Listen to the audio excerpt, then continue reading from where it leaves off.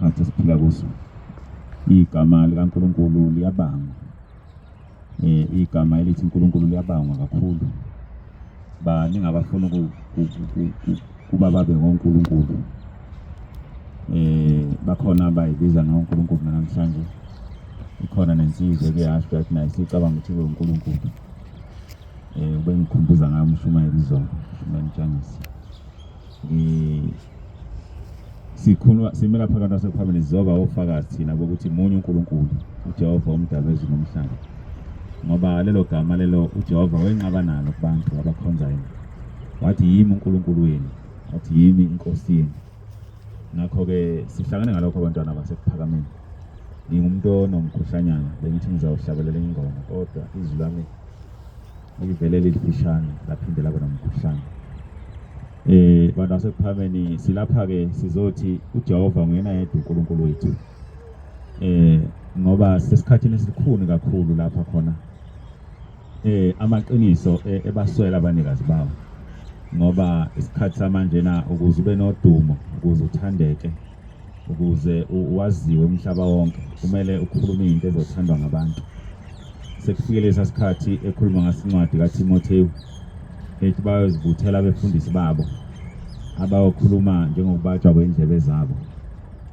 sikuleso sikhathi ke abantwana basephakameni njengamanje akuselula ukukhuluma iqiniso akuselula uvukelwa ngabantu ube nezitha ube nezinto zonke kodwa njengebandla lamaNazaretha kaNkulunkulu sine responsibility neduty yokuthi lokho sikwenze noma kulikhuni kangakanani noma kunzima kangakanani noma ama forces omhlaba emelele kangakanani nakho lokho kodwa sine responsibility enkulu yokuthi sikwenze thina kwenzeke ngoba uNkulunkulu masimcela ukuthi asilekelele uzosilekelela ukuthi ifezeke izwi lakhe emhlabeni kuyinto enkulu ke abantu basephakameni ukuhlangana kwethu kule ndawo esihlangene kuyo kakusinto encane noma kuyaye kuthatheke nje kalula ngoba baye bethi abanye abantu vele inkonzo ngizoba nayo engane zikhona live ngizoyilalela ngizobe ngiyingxenye nami yakho konke kodwa ukuhlangana kwethu lapho abantu basekhona akufani nalokho akufani nokuhlala kwakho endaweni yakho enethezekile bese ukhonza uNkulunkulu akufani lokho sikwenza lapha akufani nalokho lokho sikwenza lapha akufani nokuthi uhlala endlini buse ulalela inkonzo efonini yakho akufani nokuba live ukuba lapha abantu basekuphameni kuhlukile ngoba njengoba silapha nje uShembe ukhuluma into enkulu ngathi wathi ngisho umdali wezulu nomhlaba akasibheki ngamehlo wakhe wathi usibheka njengamakoti ehlonipha umyeni wakhe ngoba siyihamente engcwele le ethi ingoma yasekuphameni ngiyakholwa kuyise nakuyihamente yabangcwele baseNazaretha siyinto enjalo abantwana basekuphameni sho njalo babilanga kwezinye inkonzo uthi labantu noma bempofu bengenalutho kodwa amandla abo makhulu amandla uNkulunkulu abeke kubona makhulu khuluma okukhulu khona inkonzo enjalo bebe ngiyilungisele ngizoyifunda kodwa ngiyayikhumbula nje ngamanje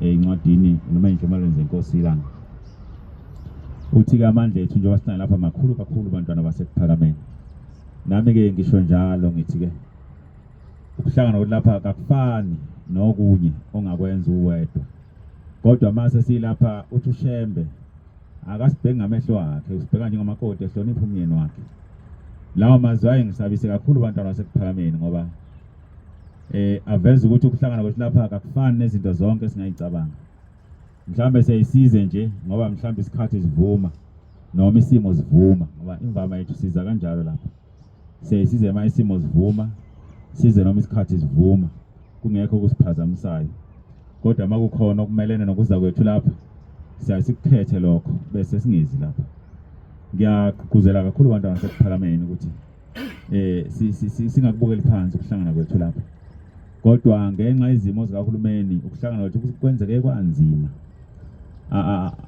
ukulukhuni kunensizwe eziningi esemsebenzini ezithandayo ukuza kule ndawo kodwa ngenxa uyucabanga ukuthi labantu bakumelana ukuhlala kule ndawo esihleli kuyona bawusimelana isikhotha bayomelana la amanzi esihamba kuona awudaka esiwagxobayo njalo ngesabatha kodwa ubusuthi ke ayi obabizayo akababizi Akunankinga kodwa usathane wenze kwanzima ukukhonza kwethu bantwana basePhakameni nokuhlangana kwethu lapha kubanzima.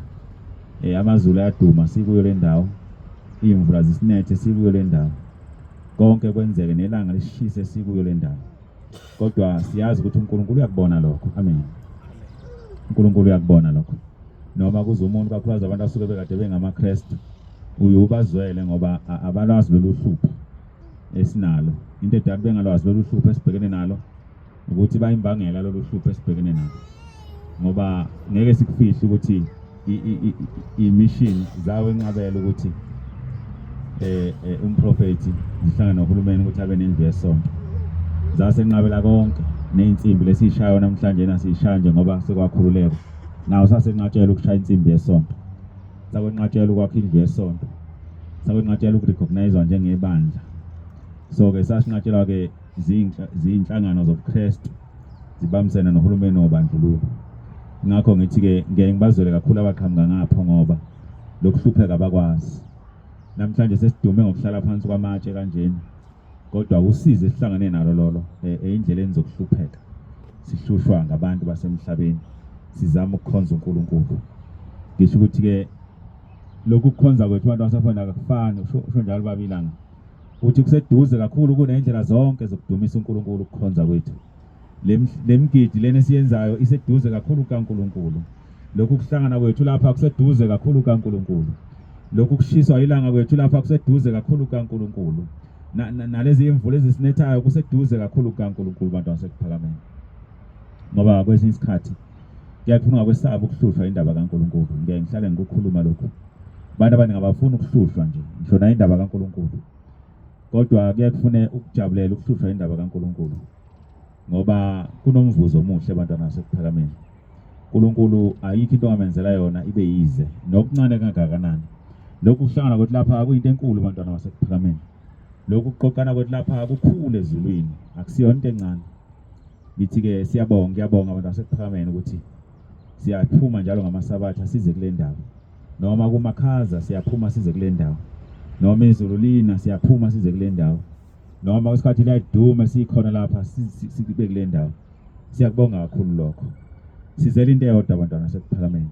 Sizothi uJehova uNkulunkulu wethu kuphela, uNkulunkulu ongumdali wezulu nomhlaba. Sizosho lokho nje. Nabedlulayo kumele bazi lokho ukuthi nanti ibandla likaNkulunkulu elinqabayo nokuthi igama likaNkulunkulu lisetshenziswe liphathwe ngeze. Sike sahlala endlini bantwana basePhakameni ngesikhathi seCovid, inkonzo sayilalela sise endlini zethu.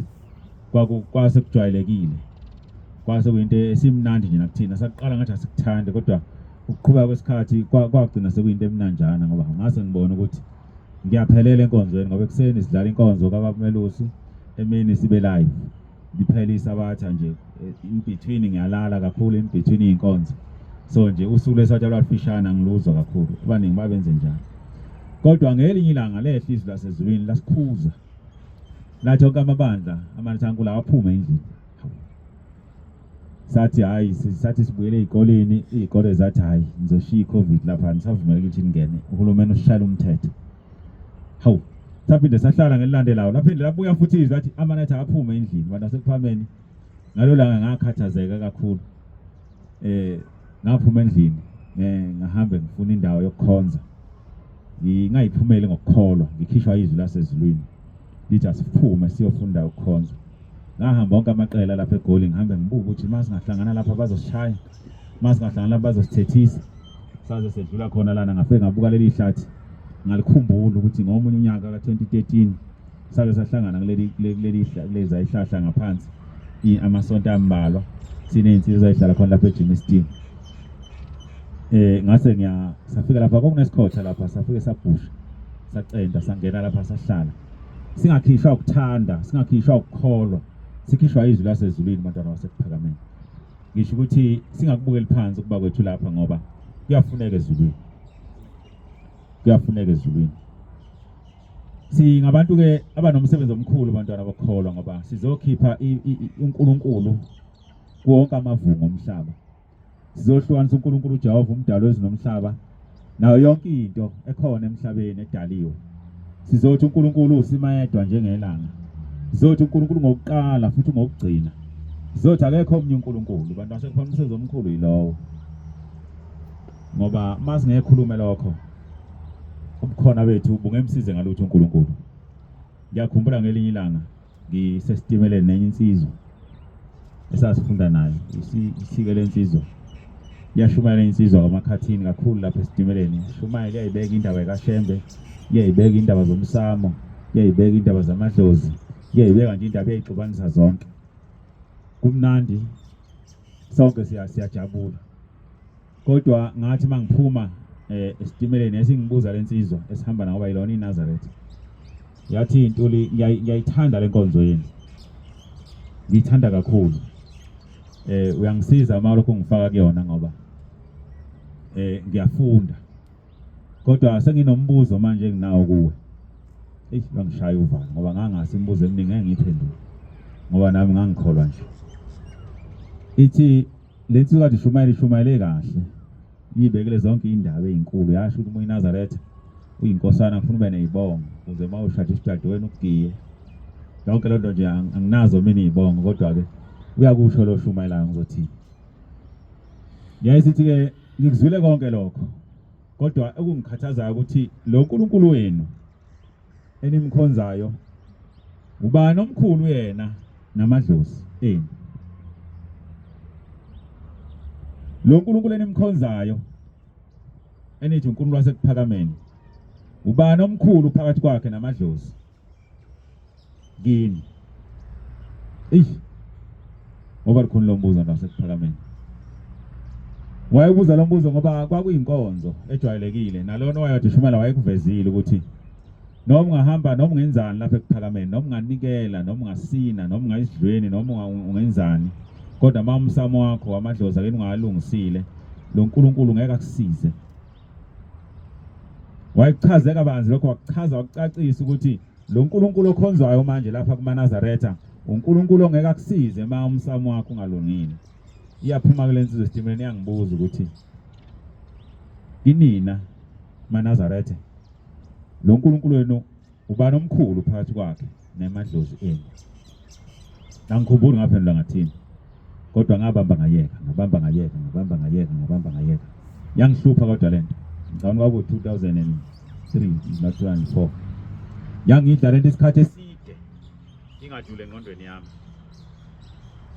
Ngihlale njalo ngiyikhumbula ukuthi ngathola umbuzo olukhulu. Kodwa mawuthi uyalalela bonke abantu bakutshela lento abakutshela yona. Bakutshela ukuthi makhulu amadlozi. Bonke abantu bakutshela ukuthi lo uNkulunkulu akakusizi amadlozi akini ungawalungisile. Yazi yangena nami lento. Yagcina nami singenile. Yangena bonke abantu bamaNazaretha. Kwagcina sekunjalo nje. Badala sekuphakameni. Sakwenza konke lokho okwakuthiwa sikwenze. Kodwa wawukhungihluphile lo mbuzo walensizwa. Anganomsaphila nemhlabeni kodwa yona yangibuza umbuzo omkhulu engazange nguphendule. Kodwa namhlanje ingakho kukhulu kimi ukuthi ngicacise ukuthi uJehova uNkulunkulu ungumdali wezulu nomhlaba akadingi ukulekelela akadingi ukusizwa. Njalo bonke abakhala kuye ngobuqotho nangeqiniso uyabahawukela. Sho njalo uShembe. Sizolungisa lokho abantwana basekuphakameni ngoba iyona ndawana leyo enohlupho. Iyona ndawana leyo ethanda ukukhathaza kulesikhathi. Iyona ndawana leyo yomehluko phakathi kwamaNazaretha kwaShembe namaNazaretha kaNkulunkulu. Iyona ndawo yomehluko leyo. Ukuthi owethu uNkulunkulu thina amaNazaretha kaNkulunkulu esimkhonzayo akukho okufuna ukulungise ngaphandle kuyilungisa wena ukuthi ugcina umthetho wakhe bese kusiza. Kodwa lo uNkulunkulu esibuya kuyena uMaNazaretha kwaShembe udinga ukuthi ulungise umsamo wakho. Ulungise indaba yesibongo sakho. Ulungise indaba yakho yokuzala wembethe. Ulungise indaba yakho yokulanywa ihluli. Ulungise indaba yakho yokulama ihluli. Zonke lezo zinto lezo ziba isihibe abantu noma sebekholiwe bengakwazi ukuthi uNkulunkulu kuthiwa ngeke basize ngoba bazala wembethe ingubo zabo intshontshwa amanesi. Abahambe boyifuna, bahambe bayozama ukuyivuselela. Yonke le nto iba isihibe abantwana basekuphakameni. Abanye abantu bayahlupheka baze bafisa ukuyibulala ngoba sebetsheliwe ukuthi uNkulunkulu ngeke abasize. Noma bengakholwa noma benganikela noma bengasila noma bengayisidlweni kodwa uma bengayilungisile indaba yabo ingubo yabo iyantshontshwa amanesi angeke ukukholwa kwabo kuze kulunge uNkulunkulu ngeke abasize omnye kuthiwe wena kunengane yaphuphuma phambi kwakho noma emva kwakho kuthi isikhulile manje siyindala sifuna uyenzele lokhu ngakho izinto zakhe azizokulunga mawungayenzelanga lokho lo nkulunkulu okhona la okhonzwayo kulamabandla kwaShembe ngeke akusize ungayilungisanga indaba yengane yakini eyaphuphumayo yasho njalo insizwa kumina ngafika lapha ebuhleni ngomunye unyaka ngiyobika usisi ngihluphekile kakhulu ngathi mangifika khona ngafika ngayixoxa indaba zami zonke zokuhlupheka phambi kwembenge ngabeka umnikelo ngase ngikhuluma yonke lento engihluphayo ngakubika konke ukuhlupheka enganginakho ngakubika nokugula enganginakho ngabika nemisebenzi engihlupha ngayitholi ngathi mase ngiqedile yangibuza lensizwa yathi uphuyile ngathi umbaba sowashona nayo sishiye sihlupheka sinje yathi hawu nawe wenza umsebenzi wakhe ngathi hayi asiwenzile angisebenzi yathi ke lensizwa ke nabafaka abadala ngathi nasabafaka ngathi kaningi sibafaka abadala yayisithi ke lensizwa anibafaka kahle yayisithi ke ube nabafaka kahle ngaba kunje hambani nilungise indaba yabadala nifaka abadala uNkulunkulu uyonisiza mase nilungisa indaba yabadala ngaphuma kwasekuphameni ngangiye phakathi nezinsuku ngaphuma ngijabule kakhulu ngiyakhumbula lwasuku ngolesithathu ngahamba ngibhocobele kakhulu ngitsheliwe ngomiswe phambi kwelati elikhulu ukuthi lo nkulunkulu engize kuyena uyaxolisa kakhulu ngeke angisize ngoba umsebenzi kababa akasiwenzile nabadala sabangenisa kodwa sabangenisa wrong kwa noma ngichaza ukuthi sesibangenise kaningi kakhulu wathi yena nikwenzi kahle hambani kulungise kahle ngaphuma ke ngijabule abantu basekuphakameni ngithola izwi elatini elikhulu elithi angizokusizakala ngoba nginenkinga yokuthi angiwenzi umsebenzi kababa nginenkinga yokuthi abadala ngibangenisanga kahle kwase kukuningi wasekubaba kodwa sinenkinga enjalo abantu basekuphakameni inkinga ekhona leyo abantu bafundiswa okuphambene nokufanele befundise khona kasinaye lapha kumanatha uNkulunkulu odinga ukuthi ulungise umsamo ukuze akusize kahle asinayo into la kumanatha uNkulunkulu ukulungisa umsamo sinento eyodwa esayinika uShembe ethi bakhumbule wena Nkosi okhokho bethu bahambile ngendlela yekufeni bese kumnyameni 228 sihlabelela sinalelo lizwi kuphela esilinika uShembe lithi bakhumbule wena Nkosi abokhokho bethu bahambile ngendlela yekufeni bese kumnyameni sisho njalo kuphela umsamo wethu suke sesulungisile mase sithatha umnikelo sawo nelatini elikhulu sakhuluma indaba kababa wethu sakhuluma indaba kagogo wethu sakhuluma indaba omkhulu bethu sakhuluma indaba yabantu bangithi abangasekho sabathethela amacala sabavumela izono sabacelela uNkulunkulu ukugezwa senza konke suke sesulungisile umsamo ngokohlelo lwamaNazaretha kaNkulunkulu mase senze njalo akukho okunye azikho imbuzi esibuye sihambe nazo akho mahlahla esibuye sihambe nawo akho lutho abantwana basekuphakameni ngithi umehluko omkhulu phakathi kwethu namabandla kwaShembe yilowo ngoba abantu bayibabuza ukuthi nihlukana ngani nina nihlukana kuphi sehlukana lapho ke sehlukana ukuthi thina sikhonza uNkulunkulu uJehova umdali wezulu nomhlaba ongumnini amandla wonke akadingi ukusizwa lo nkulunkulu wethu akadingi kwelekelelwa sho njalo incwadi enye ithi anginakukhonza amakhosi amabili ngoba yokedelela enye noma uyozonda enye uthanda enye ikhona into enjalo kodwa wasekuphakameni sase sifundisiwe abantu basekuphakameni ukuthi ayikho into engaphelela ungazange wayidlulise emadlozini ayikho noma ungena ethempelini ushade imishado yenziwe ethempelini iphele kodwa awukwazi ukufaka inhloko awukwazi ukufaka u14 ngoba kufanele kuqale kuba amadlozi qala isandla sokugcina kube ngesamadlozi ukuthi hambe ubikwe emadlozini uthelwe ngenyongo bese ke uba umfazi awuyena umfazi amadlozi engakathi umfazi noma uNkulunkulu kanamhlanje laba ngiyabashadisa ba umfazi nendoda kodwa amadlozi engakabikelwa awuyena umfazi ngokwamandla asemhlabeni ngizosho njalo asikuphamile ngizosho njalo ngangabona ayintombazane yakithi kwaba nomkhosi omkhulu yahlanganiswa kwafika abavangeli bayihlanganiswa kwamcimbi omkhulu kwadliwa kodwa mangibona ngesonto elilandelayo hawu ayifakile u14 ayifakile inhloko imbethe nje nansuka igqoko engingakwazi o14 abekho ekhanda nasesiswini imbethe nje igqoko engingakwazi ukuthi kwaqhamuka ngithi mina hawu wasugqoka kanjena manje ngoba uhlanganisiwe nje umshado wakho omkhulu abavangeli bephumile bezokushadisa yathi angikwazi nje ukuthi ngafaka u14 mina ngingaqhoyisiwe ngeke ngifake u14 mina ngingaqhoyisiwe ufunde baba wami sizofunda ikhathezini yamaNazaretha page 24 kuya 25 ikhathezini yamaNazaretha page 24 kuya 25 kunombuzo la imfundiso neyafika noShembe lesizwe sakaZulu athunywa kuso ethunywa uNkulunkulu na imfundisoni eyafika noShembe kulesizwe sakaZulu athunywa kuso na impendulo imfundiso enkulu efika noShembe phakathi kwalesizwe sakithi ngeyokuthi imfundiso enkulu efike noShembe kulesizwe sakithi ngeyokuthi noma sithandaza masokhumbula obaba nobabamkhulu namakhosi ethu kangasekho noma sithandaza asokhumbula obaba nobabamkhulu namakhosi akithi angasekho singababizi ukuthi singababizi ngokuthi bangamadimoni bangamadimoni masibakhulekele uNkulunkulu aza abakhumbule masibakhulekele kuNkulunkulu aze abakhumbule umbuzo futhi uNkulunkulu abakhumbule enzeni ngabo ma uNkulunkulu sebakhumbulile enzeni ngabo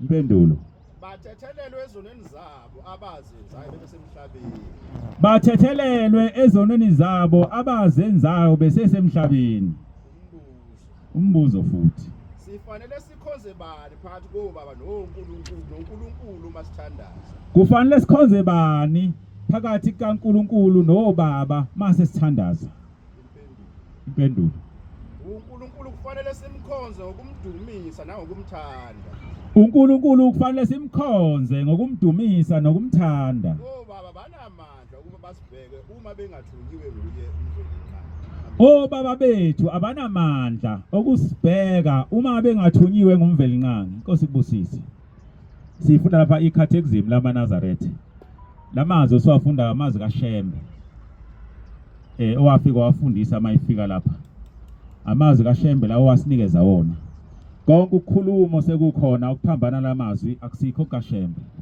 konke ukukhuluma sekukhona ukuphambana nalemfundiso kaShembe okwasesihogweni sikunikezwe ngomubi sikunikezwe uSathane ngiyakhumbula ngelinye ilanga sekufika bedukisi ebandleni lamaNazaretha sebengenile abantwana basekuphakameni ngoba bafika sikhona bezosilahla endleleni kaShembe uthi ke umfundisi uMadlala kuleya nkonzo yakhe uthi labantu abazayo abazofuna ukufundiswa bazoba nolimo oluhle lolu limi ke ngaluzwa abantwana basekuphakameni ngoba kwathi noma indaba kaShembe besiyibonile besike sayizwa kodwa kwase kuyashintsha mase befikile bafika nolimo oluhle basifundise singakwazi kodwa sakwemukela ngoba obubi buyanda kunobuhle yafika insizwa yangakithi lezwe lakithi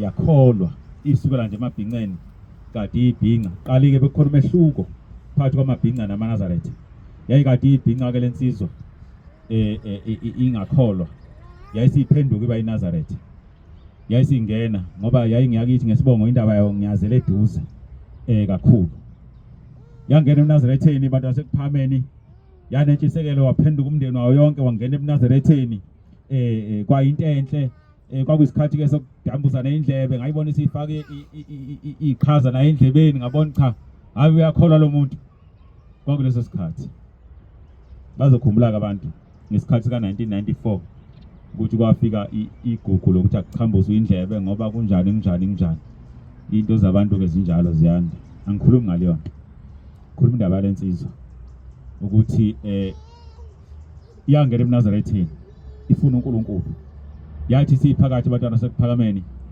base besuka laba bantu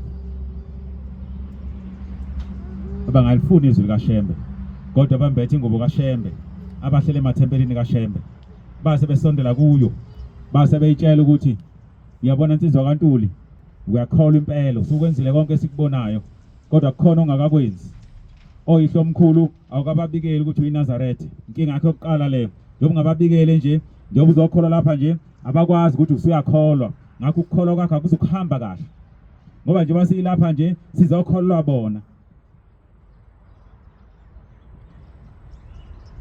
betshela lensizwa yakithi yalalela lizwi ngoba lalikhulunywa abantu abathembekile khulunywa abantu abanye begcotshiwe abanye benezinto eziningi abayikhombayo ngoba unjalo usathane naye uyashumayela ngemisebenzi emihle abantu bakhe ukuze bezokhomba unebhadi umuntu othi mayihlubuka uNkulunkulu bese yasimama phakame usathana ashumayele ngayo banenhlanhla abantu abafana nendodana yolahleko abantu besuka uNkulunkulu zibhede izinto zabo ngoba bayakhumbula ekhaya ukuthi nganginobaba kodwa mawuzofuma kubaba wakho maqedwe busuba namabhasi uba nezitolo uzothi yazi ngisahlala nobaba ekhaya ngangihlupheka kabi ngoba usathana uthe mawusuka kihlo wayesekubusisa wayesekulethela izinto zakhe wayesezokusingatha wayesekududuza ngithi ke banenhlanhla abantu mabesuka uNkulunkulu bese zibhede izinto zabo babone ukuthi ngenza iphutha ngoba abanye abantu basuka uNkulunkulu bese besimama bese bayizinto ezinkulu bese bekushumayela ukuhlubuka ethi umuntu ngibona nje mina ngafuna ingubo yami yayivuswa yayilahlwa amanesi ngayifuna nganansi imbuzi ngayithola nawe useyofaka abantu abaningi eminyameni waphakade bengena abantu bengabuyi nalutho bengena abantu bengabuyi nalutho ngiyayikhumbula insizwa yakithi igijima nomhlwehlwe ngesikhaftini itsheliwe ukuthi lo mhlwehlwe sivusa umhlwehlwe wakho wantshontshwa ngamanesi kodwa lesikhaftini ungashiyi lapho hamba khona njalo uma uphuma ekseni uyothatha iqhizwana lomhlwehlwe uthatha impepho buse uyashisa buse ubikela laba abakunika lengubo yakho esesiyibuyise ngalomhlwehlwe wembuzi ukuthi usuyaphuma yakwenza lokho iminyaka bathi usizi ngiyathatha bathi usizi ngiyathatha ngiyakhumbula ngihleli nawe indawo isiqenqezisa isikhaftini sayo somhlwehlwe osubolile sinikwa amaNazaretha athi amaNazaretha awukwazi ukuthi ukholwe kahle mangabe ingubo yakho yantshontshwa amanesi lo uNkulunkulu okhonzwa lapha kumaNazaretha kwaShembe akakusizi mangabe unengubo yakho yantshontshwa amanesi hlaba lembuzi ke uvuse lomhlwehlwe wakho wathi eseyihlabile imbuzi ekhaya konina kwathiwa hayi uqale wrong befuna uqala uyihlabekini akwenziwa kanjalo wagcine kwenzile konke enethemba lokuthi mase ngikwenzile kodwa sengibuyisela umhlwehlwe wami wantshontshiwa amanesi ngoba bathe uShembe uzongisiza noma uNkulunkulu uzongisiza mase ngenze lokhu angikwenze udongo lwakho ngabantu abantu befuna ukuya uNkulunkulu udongo lwakho ngabantu ukuvimba abantu ukuthi beze uNkulunkulu ngakho ngithe umsebenzi omkhulu wethu ukwehlukanisa uNkulunkulu ongumdali wezwe nomhlaba noNkulunkulu nabanye oNkulunkulu ngoba abanye oNkulunkulu lapho yakwenza ke lensizwa yakithi konke okuthiwa ikwenze hayi leyo mhlwehlwe lenenye ke iyayisiphendukile siyiNazaretha yafundisa ukuthi hamba ubangenisa hamba ubabikele ukuthi usuyakholwa ngoba njengoba ukholwa nje ukholwa bona yakwenza lokho yathi ikwenzile baphinde basondela bathi awukaqedi hamba manje ubangenise ubaqoqe emahlathini onke ubaqoqe onke amaqela abafela kuona abafela empini ubalethe lapha busubakhela izindlu zabo ngononina bazo yakwenza lethi zoba yisebenzi namanje yahamba yakhumula ilanga sathi sizwe isisibiza lensizwa sathi sibiza athi hayi mabhele amahle ngithe angiqoqe bonke abakwaNtuli ngizoba ngenisa ekhaya manje ngoba sengilulekile ukuthi njoba ngikholwa lapha nje ngikholwa bona njoba ngilapha nje kudinga ukuthi ngibangenise wawumkhulu kakhulu umcimbi ukubangenisa abantu basekuphakameni ngiyakhumbula ngathi sengilele savusa ebusuku ngo12 kwathi inyama isivuthiwe emasangweni wayihlaba imbuzi ezu7 ebusuku lezi imbuzi zonke ezo7 zayikangena egcekeni zayidlela ngaphandle uthola inyama ingena egcekeni funa bonke ngoba bayagezwa ngasibenziwani laphana zonke idlela ngaphandle kwegceke awungitsheleke imbuzi ezu7 ukuthi nidlele ngaphandle kwegceke kuzoba njani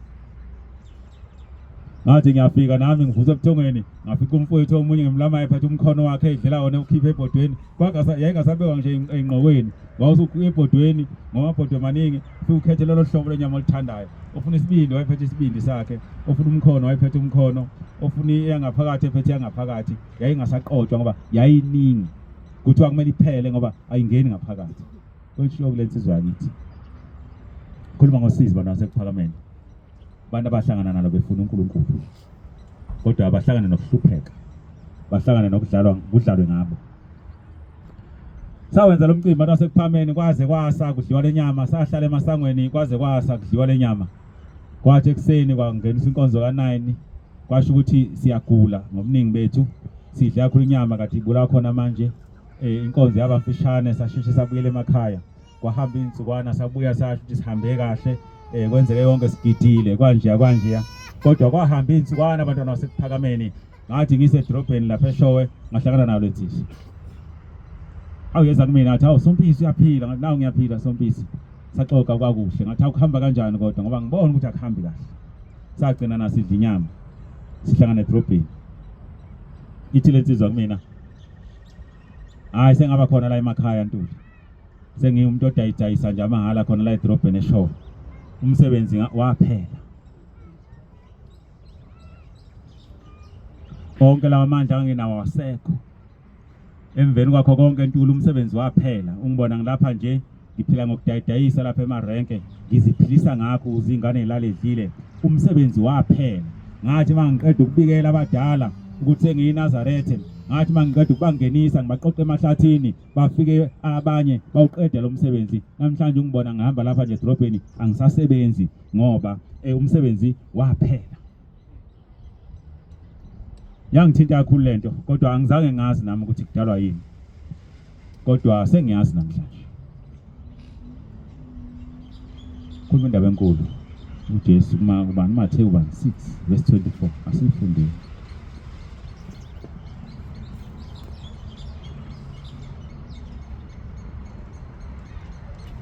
Asifu.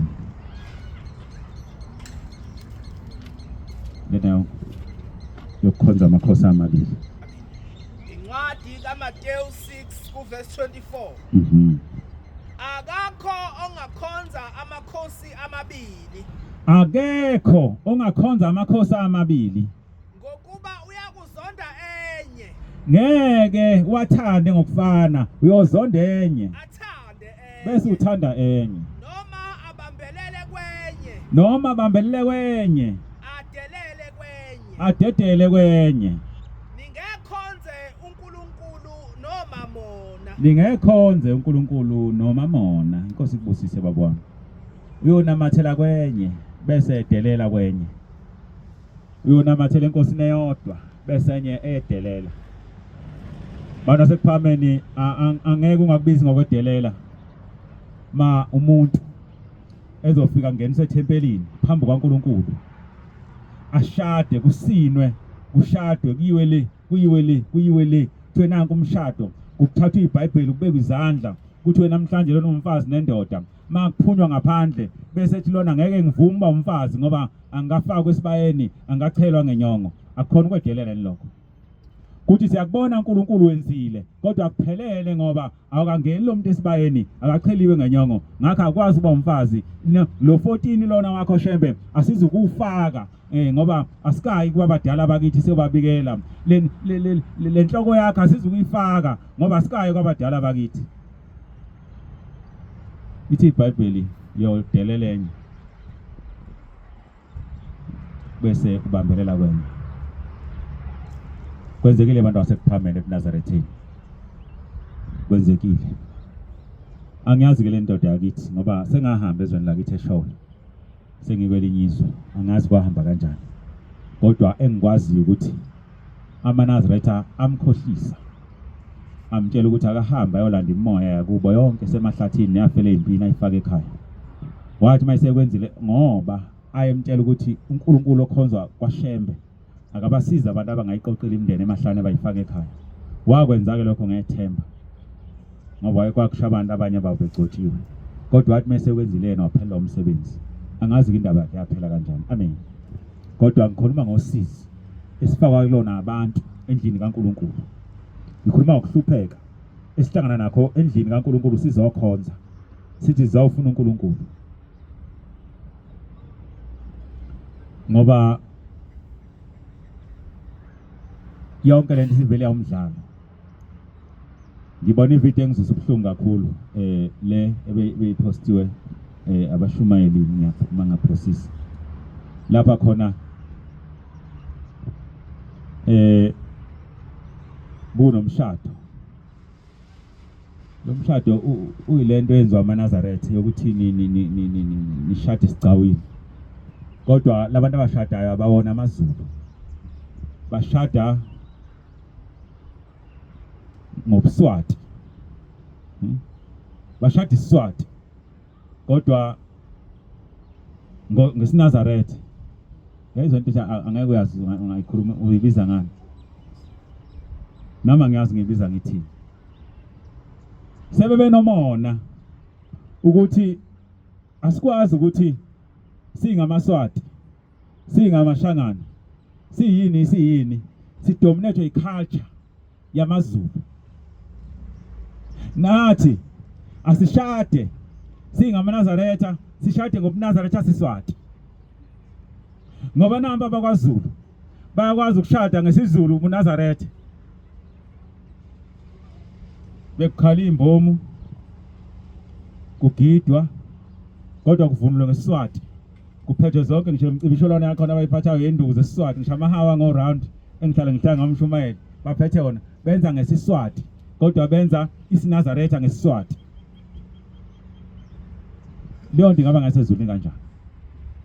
Ingakho mayifika ingilosi phakathi kwethu abantu basephakameni ngezwi labaholi bethu yasikhipha emasikweni akwaZulu yasinika amasiko asezulwini ngoba ma inkolo uzoza kuyona ngesiko abanye abantu izobavalela ngaphandle izoba into yakwaZulu ma beyithatha nabo bazofuna ukwenza amasiko abo bese kuba isonto kanjani le bese bayisonto kanjani.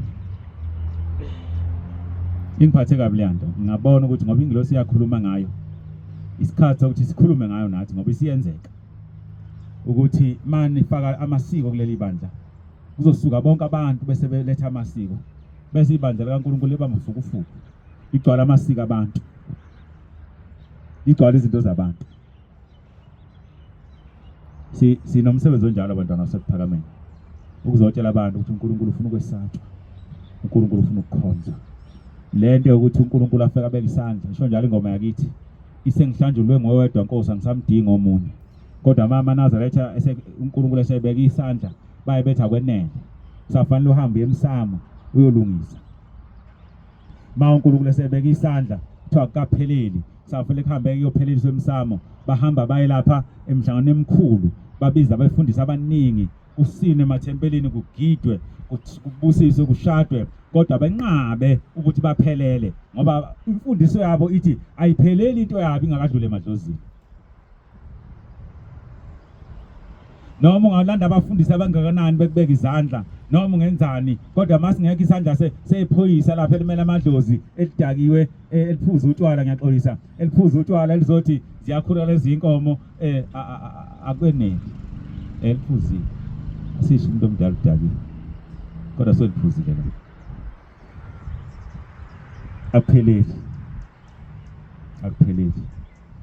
sho njalo kuncwadi incwadi kaMikha uMikha 1 verse 6 asifu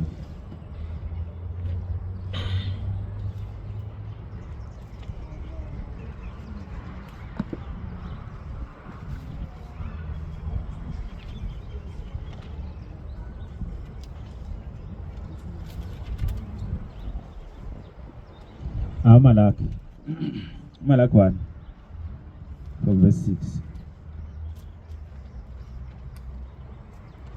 ngingabona mina bantu badelela uNkulunkulu. Malaki 1 from verse 6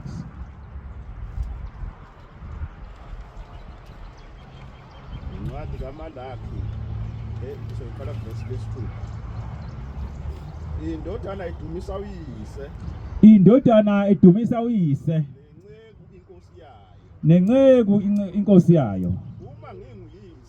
Uma nginguyise kulaba bantu kuphi pha ukudunyiswa kwami? Uma ngiyinkosi yabo kuphi ukwesatshwa kwami? unina beyapriest enidelela igama lakhe. kusho uJehova Sebawothi kuba priest enedelela igama lakhe. Amen. Yangithusa kakhulu lencwadi ngoba akuwona amagama abhlungu kangaka eshiwo uNkulunkulu kubantu. Ethi mangiyinkosi yenu kuphi ukuhlonishwa kwami, mangiyinkosi yenu kuphi ukudunyiswa kwami. Njengendodana nje obidumiswa uyise, kodwa nithi ngiyinkosi yenu kodwa aningidumisi, niyangedelela kusho uNkulunkulu. Akusikhona ukwedelela uNkulunkulu ukuthi mawufika ushadisa umuntu ethempelini buse umkhiphela ngaphandle bese yoba intombazane esengaphandle, kodwa ethempelini phambi kwaNkulunkulu ithe namhlanje nalaba niyabahlanganisa bawumfazi nendoda, niyabashadisa phambi kwaNkulunkulu. Mayiphuma ngaphandle nithi akuphelele lokho, kusadingeka ukuthi ayohambisa amacansi ayoqhoyiswa kuqali ukuze abe umfazi. Nithathe zonke ingubo kaShembe ezavela ezulwini niyigodle ukuthi aninakuzembathisa lo muntu ngoba isandla sikaNkulunkulu enisibize phezulu kwalo muntu asenele. Akusikhona ukwedelela uNkulunkulu lokho. Akusikhona ukwedelela uNkulunkulu ukuthatha labo 14 uShembe wabalanda ezulwini niqale nibabhinqise eqali nibembathe siyimbuzi, manje ususembuzini bese niwufaka umuntu ningawufaka ethempelini senikwenza ekhaya lokho senikubike emadlozini ningasakubiki kuShembe. Yini ehlanganisa u14 ofakwa amakhosikazi asekuphakameni noma amakhosikazi aseNazaretha nomsamo nembuzi? Yini ehlanganisa lezi zinto?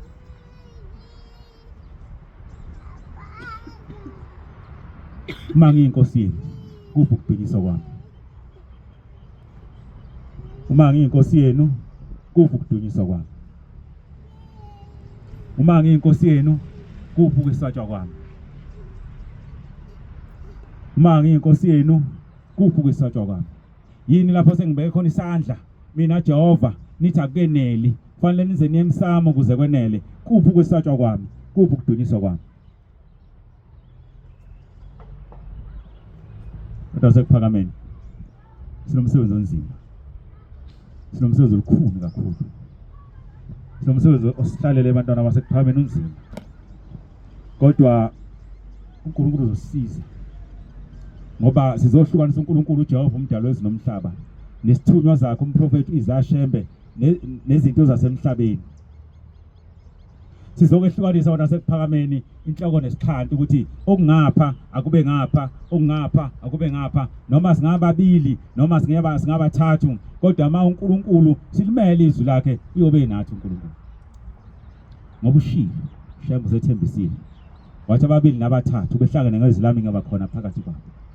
Ngoma 98 awuyifunde lapho ngoba ngiqamba amanga khuluma amazwi kaShembe ngoba isikhathi esiningi sekuye kufanele nibe baningi ukuze kube sengathi content yenza iphilayo, kodwa uNkulunkulu akuhambi kanjalo.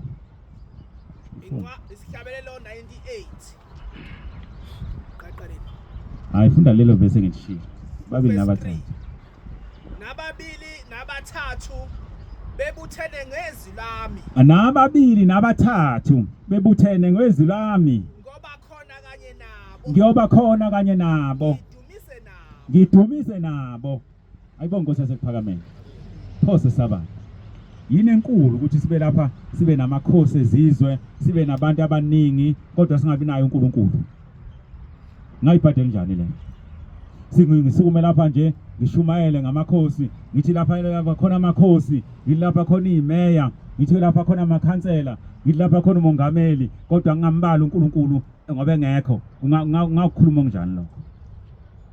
Ngibale zonke inhlaka semhlabeni kodwa ngayibala uhlaka olusiqoqile oluNkulunkulu wasekuphakameni. Mangalibalanga wona wasekuphakameni, ubuningi bethu nobukhona bamakhosi nobukhona bezikhulu kuyizeleze ngoba sihlangene lapha abantu wasekuphakameni azile emakhosi nezizwe, azile kuyikhulu kahulumeni, size uNkulunkulu uJehova umdali wezulu nomhlaba. Size lapho size ungasiphuca yena singaphuma lapha ethempelini ngoba size kuye noma ngasala izikhulu zibe khona, kodwa mase kuphuma uNkulunkulu siyophuma ngoba sifuna uNkulunkulu. Saphuma thina sibuya khona emakhosini, sibuya khona ezikhulwini zakahulumeni, saphuma abantu basekuphakameni emzini emkhulu yasebuhleni, sikhishwa ukuthi siyabona ukuthi isitimela sesigeje ujaji. Saphuma. Ngitshela ke laba ababengiqhoshela bethi sibaningi thina. Ngaphuma kulobo mningi. Khishwa ukuthi ngifuna uNkulunkulu. Ngafica nayo ingcosana yabantu futhi sibaningi kakhulu manje. Sasibathathu lapha. Ngelanga sibe babili. ngake ngiphatha inkonzo lapha ngiguqa kanjena ngihleli nensizwa kaXaba la eceleni kwami ingivumela sibabili sivumelana sikhuluma indaba kaNkulunkulu siba u2 ethempelini kodwa uNkulunkulu ephakathi kwethu kuzo namhlanje ifunde babona Incwadi kaNahume 1 uverse 12. Nahume 1 verse 12 Usho kanje uJehova uthi usho kanje uJehova uthi noma benamandla futhi bebaningi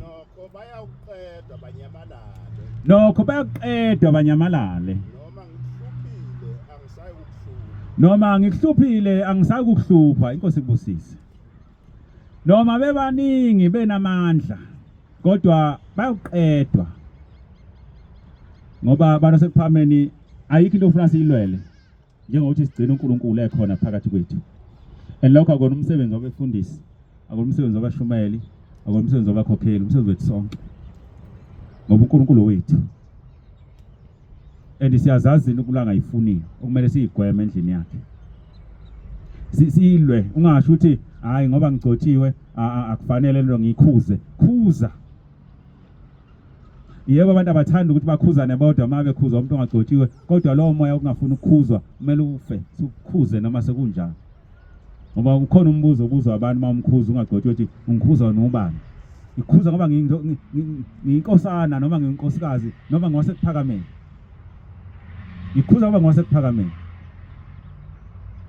asikaze singakhuzi abantu basekuphakameni lo moya ongafuni ukukhuzwa musha manje lamaNazaretha hlale khuluma lapho ngaluthi ethi ngaficana naye lapha eMeyabank sisebenza emafemini ngambona ukuthi ufuna ukwenza isono ngamkhuza akazange abuze ukuthi ungikhuza njengobani ngoba uma yokhuzana phakathi wethu bukhona ngambona lo mfana ukuthi nangi lo mfana efuna ukudla isono nangi umfana esonweni ngamkhuza ngathi woza lapha mfowethu weza kumina ngathi bhasopa ubabilanga wathi inyanga ezulu yathi phuma lapho ufuna ukungena khona waphuma kuze namhlanje yena usasho ukuthi ngakhishwa ngangagcotshiwe ngangumfana omncane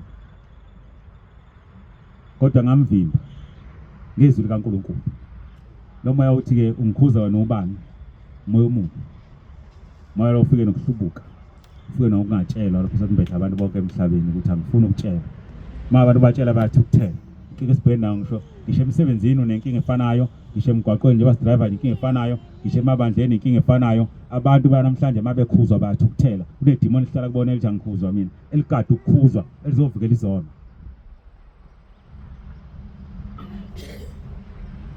namhlanje izono sezenza into enkulu sefika umuntu enza isono bese isono sihambe eduze kwakhe sizogada bonke abantu abasikhuzayo sithi uyabona kube sekhuluma nawe ke manje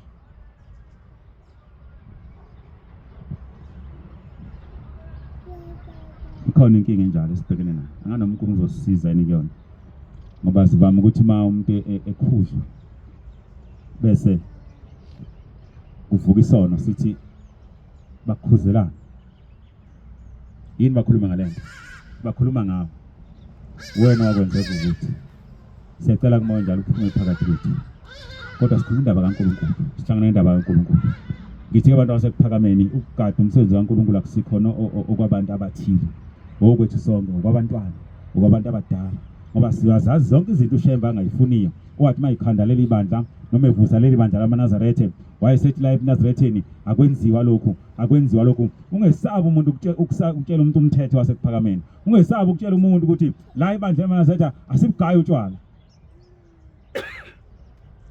ngakwesabi lokho ungesabi lapha ebandleni lamaNazaretha ukutshela umuntu ukuthi la kuleli bandla ayikho into yokulungisa umsamo lapha kuphela abangasekho siyabanikelela umvule isihlabelo 228 ngakwesabi lokho singakwesabi ngoba kunomvuzo omkhulu izona sekuphakameni abantu ngobuningi bavikela izono ngobuningi babo benza noma yini namhlanje sekumbukiso ongawazi kuNazaretha sekuyinto ongayazi ukuthi yini ngoba kusuka abantu abaningi abacabanga ukuthi ubuningi lobukholwa base bevukela uNazaretha namhlanje bayinto yokuhlekisa bayinhlekiso bahambe begida onke amakhono emgwaqo ngibone begida edrobheni eThekwini angazi kwenze njani bona begida ngishophi bahambe begida umdlalo lento sasenziswa thina sikhule thina senziwa njalo senziswa abantu abangakholwa uthi uma uyothenga ngisho esitolo ngaphezulu lakithi uthi uma uyothenga kuthiwe hawu nanti iswiti gida kuqala njengengane uyogida ugida ushaya imbomu yomlomo usunika lo switi nasesikoleni sazi ke sibize kuthina baba laba bakhonza lapha eNazarethe izani ngigide yabo sigide lokho sikwenziswa abantu abangakholwa namhlanje umdlalo manje kuyadlalwa baphathi eNazarethe abafaka eNazarethe basina ukusina kwasezulwini badlala ngakho mawungabatshela ukuthi akusini mina singafakiwe ngoba umzigidi uyinkonzo ayikho inkonzo ekuphakameni oyifakayo ungawufakile uNazarethe ngaphandle mawuphoqwa isimo ngenxa yesimo sendawo kuyona kodwa ukwazi ukuqoqa imbomu uqoqa igubhu uqoqa indondolo ezabagida ngazo uqoqa amahawu usushiya uNazarethe uqoqe konke ngoba uyokwenza into yakho kodwa uma uyokwenza into kaShembe bunge kuyishiya ingubo kaShembe ingakho ungayifuni ingubo kaShembe ngoba uyazi ukuthi uyokwenza into yakho basina zonke amadolobha ngibona besina ngisho emadolobheni bayadlala nje bayadlala kodwa ikhona incwadi ayikashintshi ungaliphathi ngeze igama likaJehova uNkulunkulu wakho bonke abaphatha ngeze uJehova akakubayeka aniyifunde leyo ncwadi ngoba kufuna sibatshele nathi siyitshele ngoba lento ingavuka lapha phakathi kwethu ngoba ikhona inkinga ukuthi abantu abanye bangapha kodwa bafisa ukuba ngale ngoba zimnandi phela lezi zinto wena ngeke mnandi mamhole ezoqamba ingoma amaskande esontweni umuntu wasemhlabeni ngaba mnandi kodwa uma ungasezulwini kubi kuyenyanyisa kuyihlahla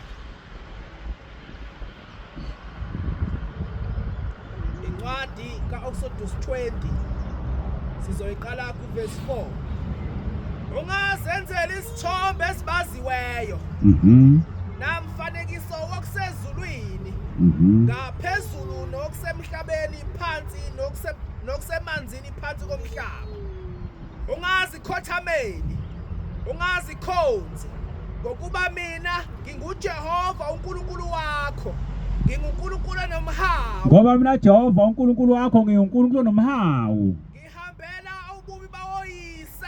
ngihambela ububi bawoyise kubantwana kuso isizukulwane sesithathu nesesine sabangizondayo kuso isizukulwane sesithathu nesesine sabangizondayo kepha ngibenzela umusa abayizinkulungwane abangithandayo bagcine imiyalo yami ungaliphathi ngeze igama likaJehova uNkulunkulu wakho ungaliphathi ngeze igama likaJehova uNkulunkulu wakho ngokuba uJehova akayikumiyeka oliphatha ngeze igama lakhe ngoba uJehova akayikumiyeka oliphatha ngeze igama lakhe amen ngoba uJehova akayikumiyeka oliphatha ngezwe igama lakhe siyabakhumbuza abantu ngithi ke mina ikhona into ekhona khona idemon lesikhathi elifikile ngoba abantu abaningi baye becabanga ukuthi bayathanda ukuba yithi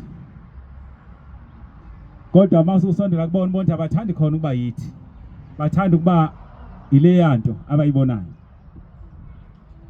esixuxwanise noMnazarethe nokubhinqa nesintu nomaskandi nezinyanga nezangoma nayo yonke bafuna ukuba yileyo nto kodwa maye ngona thina bese becanga bafuna ukuba yithi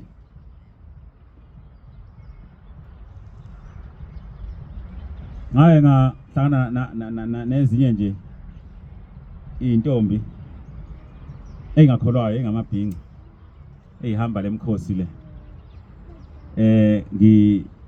ngitshela ke umzali wazi uthi ziyathanda kakhulu amaNazarethe ngisho ebusuku nje uzaze igide ekamereni lazo uyangimangaza lento ziyagida awu ngathi mina awu into enhle leyo ngase ngihamba ngihlangana nabo labantwana mangihlangana nabo ngiyabona ukuthi labantwana abathandi khona ba amaNazarethe bathanda ukuba yibandla lakwaShembe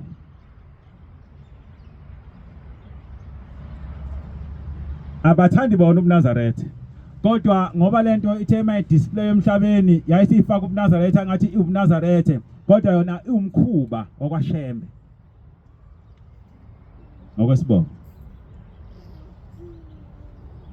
manje ngibiza lo mzali ukuthi lezi ingane ezithanda uba amaNazarethe mangifika ngithi yini enithanda ngomNazarethe zithi sithanda nje mase besina uma senje sebesina bangamagagu bayacula lezi ingoma lezi ngethe abakhuluma ngathi labantu abathandi abantu bamaNazarethe bafuna uba ilobuNazarethe bakwaShembe ukuxubanisa ukuba ibhinqa nokuba ingathi uyiNazarethe ingathi uyibhinqa bafuna leyo nto abafuni lento engizanayo ngathi mangiqala nje ngathi ngikhuluma ngesabatha abadideka manje ngathi mangiqala ngikhuluma ngokuthi Monye uNkulunkulu uJehova yedwa badideka manje uthi kanti ukhamba ngaphi wena ngathi mangiqala ngithi kuyisono mangabe ukhonza uJehova ukuthi udla inyama enikele kweminye imoya enikele emadlozini uqale ubusuyidla ukholiwe hayi ke sahlukana lapho ke inkonto nesikhanda babona ukuthi bahlangana nenkinga lapho kodwa umzalo wabo uthe bathanda ukuba amaNazarethe kodwa mase ngifika kubona ngabadiagnose ukuthi abathandi bamaNazarethe bathanda ukujoyina amabandla kwaShembe kudlalo bathanda imidlalo yakwaShembe abathanda ubuNazarethe ngoba ubuNazarethe abantu basekuphamene ngenye into basezulwini obukaNkulunkulu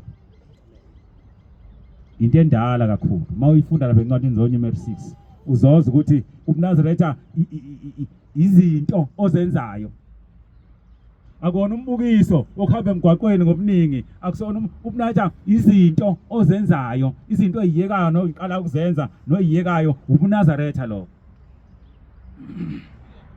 isifungo sasezulwini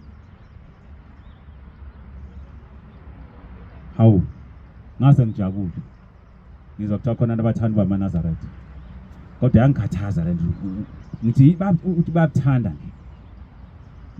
bathanda kanti bathanda imikhuba yakwaShembe bafuna ukuthi babe ikhombo bakwazi ukuthi babe sendlunkulu bahamba imikhosi leyo yamatshitshi baphinde babe ngaphe behambe ngaphe eNazaretheni nayo lemikhosi yakhona bakuhlanganise bafuna uba ngapha nangapha abafuni bona uMnazarethe bafuna imikhuba eyenziwa amabandla kwaShembe yokuhlanganisa abangakholwayo nabakholwayo bafuna lemikhuba lena yokuthi kusuka amabhinqa ahambe ayocela amakhosazana lapha yana awacela ebhentshini into engenziwe eNazaretheni bafuna ukuthi kuhlanganiswe izinto zasemhlabeni into zasezulwini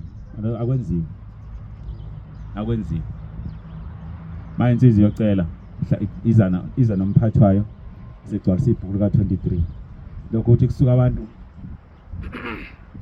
emgangeleni bengamabhinqa bezocela intombi zamaNazarethe amakhosazana kuyisono uthi uJesu ningathatha amapharela wenu niwaphose ey'ngulubeni funa ziwaklebhule ayifunde lo ncwadi ngathi ngiyayiphambanisa ningathatha amapharela wenu niwaphosele ey'ngulubeni zizawadova maqede zimklebhule yayisho njalo manitho mangethiwa ngakunankinga kodwa ngikhuluma leyo nto ukuthi akwenziwa ntwana sekuphakameni lamakhosazana lawakhulayo awunakuganana nabantu abangakholwayo lapha ekuphakameni mawuganane nomuntu ongakholwayo usukushubukile sikhule sikuphethe njengegugu uNazarethe bese saba ukuthi umlando wethu uNazarethe busunqamuka endleleni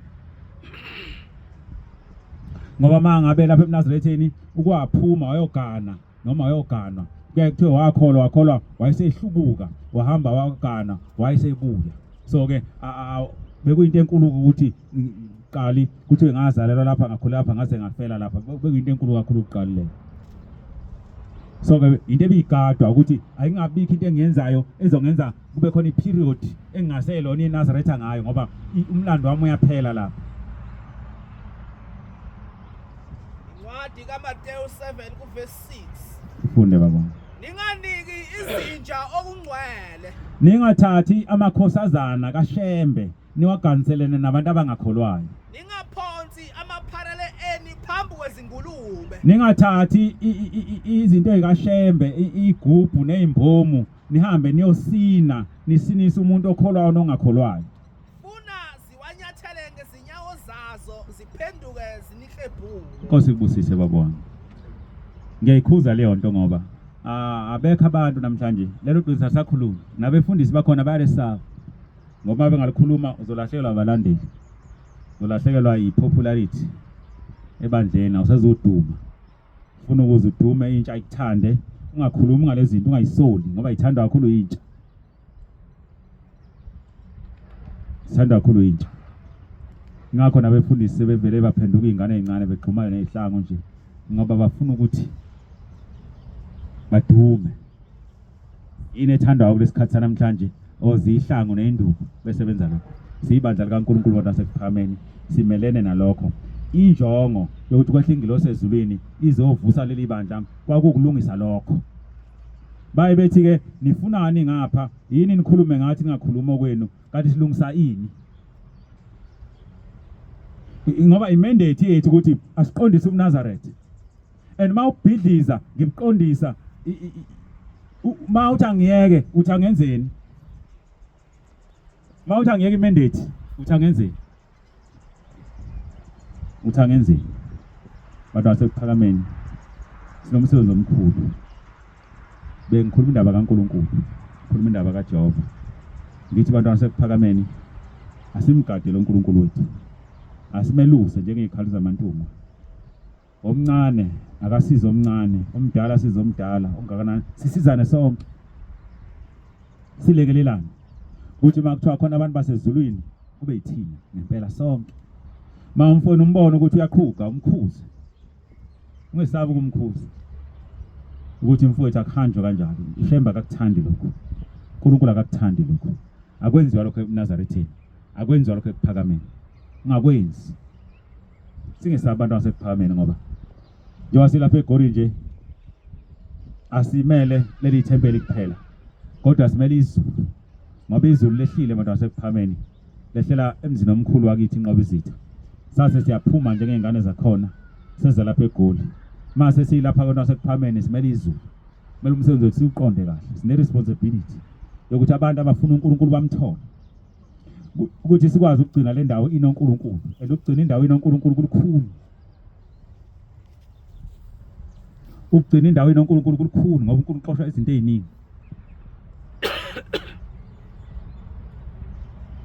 So ke sake sezwa indaba emnandi ngelinye ilanga.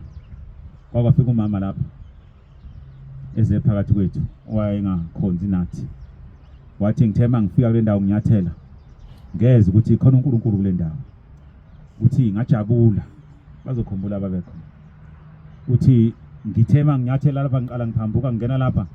Ngeze ukuthi le ndawo inoNkulunkulu.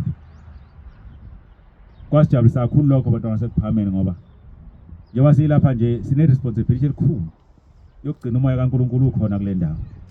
And ukugcina umoya kaNkulunkulu kukhulu imani baningi. Ngoba kwesinye isikhathi umoya kaNkulunkulu uphazanyiswa ama character nama personalities ethu. Uphazamiseka impela ungahlali kahle.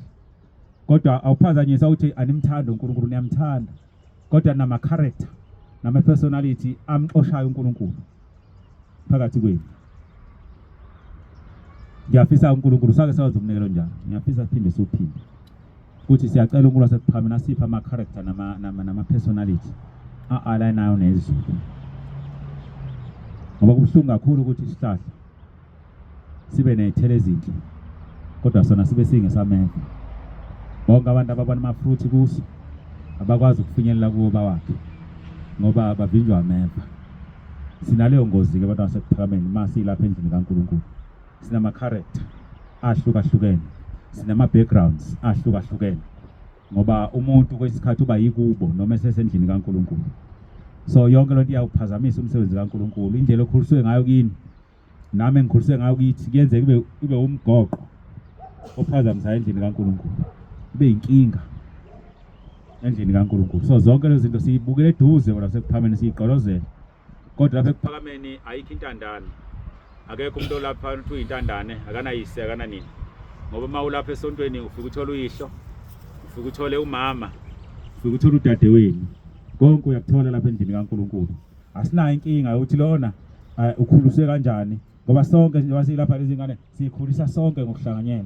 Ngoba ngiyibona yenza okungafanele ngiyayithethisa. Ngikhuza. Mangafika isigaba ukuthi ngiyishaye. Noma kusangenzeka lokho. Ngoba abazali sebevele beme ngale bevikela izingane. Kodwa ngiyathemba ukuthi ngakuzokwenza leli thempeli. Angikhohlwa lento. kwasuka ingane lapha ngomunye unyaka yasuza ethempeli ngaphandle lapha yasuzela abantu abadala. Kwasuka omunye umama wayikhuza ngavela kwenziwa lokho. Kwasuka unina wathi hayi eyami ingane ayikhuza-ke kanjalo. Ngesikhathi ingane isuzela abantu abadala kasho ukuthi ingane yami yenza kabi. Kodwa uma sekuqhamuka oyikhuzayo wathi ingane yami ayikhuzwa kanjalo. Kuthiwe isamini. Ngiyayikhuza leyo nto. Ngoba character le personality ezosiqoshela uNkulunkulu. Ngoba ezakwakhe ingane azokukhuzwa abashumayeli, azokukhuzwa inampo baba, ayizokukhuzwa inampo mama ngoba kuzoqhamuka wena esenta busuyivikela. Abashumayeli abaceli kumuntu ukukhuza. Ngeke mabeyokhuza ingane ngapha bese becela kumawakhe ukuthi sicela ukukhuza ingane yakhe, abaceli kumuntu. Mayila ethempelini iphethwe abakhokheli, iphethwe abashumayeli. Izokhuzwa. Abazokucela kubo. Mabashumayele unkosikazi wakho efika lapha efaka amasingili epende inzipho bazomqonda ngoba bamkhuze. Bazokucela kubo. Kuthi baba umsweli besicela ukukhuluma nomama la. Akuzokwenzeka. Bazomkhuza nje. Beqondane naye. Bazokumcela kubo. So ngisho ukuthi ke singasabi ukukhuzana kodwa sekuphameni. Into eyoxoshisana phakathi kwethu ukukhuzana, singayeki ukusolana. Uma umuntu engenzanga kahle, umkhuzo uza kwenu. Umoya kaNkulunkulu kuyohlala ukhona phakathi kwethu. Noma sizingane ezincane silapha ezweni laseGoli, kodwa siphethwe ekhaya elikhulu nathi eNqobuzitha. Kodwa ukuphathwa kwethu eNqobuzitha kusenza sibe ne-responsibility ngoba siphethwe izulu. Kukhomba ukuthi ke asigcinele umoya kaNkulunkulu esaphuma nawo eNqobuzitha, seza nalapha emkhumbeni wezulu ukhona. Beyiwona abantu mabeguqa lapha abantu becela busuku benzela izinto ezinhle, mabengena lapha begula bese beyaphila, bephiliswa umoya kaNkulunkulu esaphuma nawo ekhaya elikhulu eNqobuzitha. Amen. Yilokho bantwana bakukhona. Hawu, isikhathi esihambile. Inkosi kusesizwile.